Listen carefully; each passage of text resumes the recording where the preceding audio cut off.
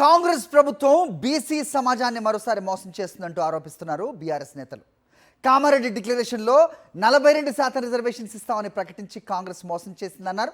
BC నేతలు మేధావులతో కలిసి అన్ని జిల్లాల్లో ఆందోళనలు చేపట్టనున్న నేపథ్యంలో బీఆర్ఎస్ బీసీ నేతలు ఇవాళ రూట్ మ్యాప్ ప్రకటించనున్నారు.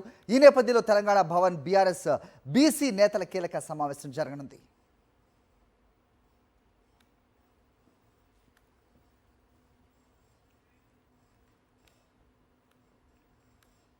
ఇదే అంశానికి సంబంధించి మరిన్ని అప్డేట్స్ మా కరెస్పాండెంట్ దిలీప్ అడిగి తెలుసుకుందాం. దిలీప్, చెప్పండి. సో కామారెడ్డి డిక్లరేషన్ అంశంతో పాటు కార్యాచరణను కూడా ఇవాళ అనౌన్స్ చేస్తారని తెలుస్తోంది. ఏంటి మీ దగ్గర ఇన్పుట్స్? కేటీఆర్ అలాగే హరీష్ రావు చేరుకున్నారా బీఆర్ఎస్ భవన్కి? బీఆర్ఎస్కి సంబంధించిన బీసీ నేతలు ఉద్యమ బాట పట్టనున్నారు. కాంగ్రెస్ పార్టీ బీసీలను మోసం చేస్తుంది అనేటువంటిది ప్రధానంగా ఆరోపిస్తూ ఉన్నారు.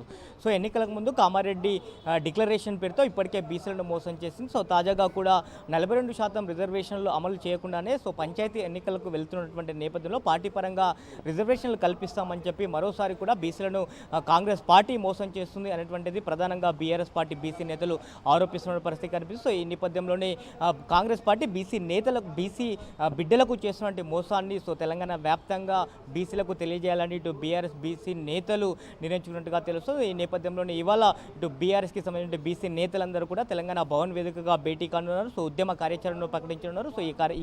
ఈ భేటీకి అటు బీఆర్ఎస్ వర్కింగ్ ప్రెసిడెంట్ కేటీఆర్తో పాటు మాజీ మంత్రి హరీష్ రావు కూడా హాజరు కానున్నారు. ప్రధానంగా ఈ భేటీలో కామారెడ్డి డిక్లరేషన్లో బీసీలను ఏ రకంగా కాంగ్రెస్ పార్టీ మోసం చేసింది, అలాగే సప్లాన్ నిధుల పేరుతో సంవత్సరానికి 20,000 కోట్లు ఖర్చు చేస్తామని హామీ ఇచ్చింది, కానీ ఇప్పటివరకు ₹1 కూడా ఖర్చు చేయలేదు. అలాగే ఢిల్లీలో జంతర్ మంతర్ వద్ద కూడా బీసీలకు సంబంధించినటువంటి ధర్నా చేశారు, కానీ అక్కడ కాంగ్రెస్ పార్టీకి సంబంధించి ఏ ఒక్క అగ్రనేత కూడా పాల్గొనలేదు. అది పెద్ద హంగామా చేశారు తప్పితే ఎలాంటి కూడా బీసీలకు మోసం చేయడమే తప్పితే దానికి సంబంధించినటువంటి అంశాలతో పాటు అలాగే ఏ రకంగా ఉద్యమ కార్యాచరణ ప్రకటించారు. వీళ్ళు ముఖ్యంగా చెప్తూ ఉన్నారు.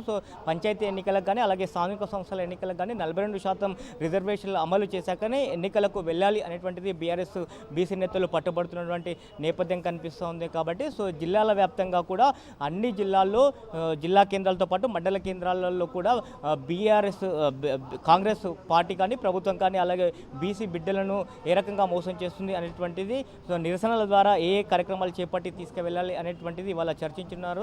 ఇటు కేటీఆర్తో పాటు హరీష్ రావు కూడా దిశానిర్దేశం చేయనున్నారు. అలాగే ఈ యొక్క నిరసనలకు ఎవరోని ఆహ్వానించాలి, బీసీ సంఘాలను ఎవరో ఆహ్వానించాలి, అలాగే మేధావులతో ఏ రకమైనటువంటి చర్చలు జరపాలి. ఇప్పటికే రాజ్యసభ ఎంపీ ఆర్ కృష్ణ కూడా గతంలో భవన్కి వచ్చి ఇటు బీఆర్ఎస్ నేతలతో చర్చలు కూడా జరిపారు. కాబట్టి వారిని కూడా ఆహ్వానించాలా అనేటువంటి అంశాలతో పాటు గతంలో కూడా కరీంనగర్ వేదికగా కూడా ఒక బీసీ సభను పెద్ద ఎత్తున ఏర్పాటు చేయాలని బీఆర్ఎస్ పార్టీ భావించింది, కానీ అనివార్య కారణంలో 2 సార్లు కూడా వాయిదా పడింది. కాబట్టి మరోసారి కూడా సభను నిర్వహించి బీసీ బిడ్డలకు చేస్తున్నటువంటి అన్యాయాన్ని కాంగ్రెస్ పార్టీ ఏ రకమైనటువంటి అన్యాయం చేస్తుంది, లోతుగా బీసీ బిడ్డలకు తెలియాలనేటువంటిది ఉద్దేశంతో ఒక ఉద్యమ కార్యాచరణను చేపట్టబోతుంది.